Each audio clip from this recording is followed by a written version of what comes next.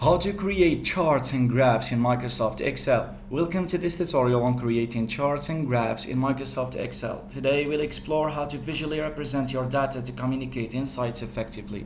Start by selecting the data you want to visualize. Ensure your data is organized with headers and in a tabular format. To insert a chart, select your data range, go to the Insert tab and choose the type of chart you want. Column, bar, line or pie. Consider the best chart type for your data. For example, use column or bar charts for comparisons. Line charts are perfect for trends over time, and pie charts for showing proportions. Customize your chart by right-clicking elements like axes or data series to format them. Change color, add titles, or adjust axis scales to make your chart clear and visually appealing. Enhance your chart by adding elements such as data labels, legends, or grid lines.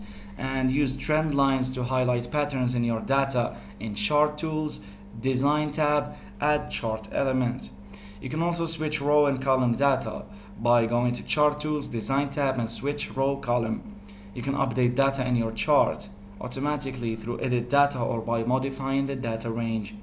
Now save and share your chart. So save your Excel file to preserve your chart. When sharing, consider embedding the chart in reports or presentations for clarity. Review and finalize. You can review your chart for accuracy and clarity. Ensure it effectively communicates the message you intend. And great job! You've learned how to create charts and graphs in Microsoft Excel to visually represent your data. Thanks for watching and don't forget to subscribe.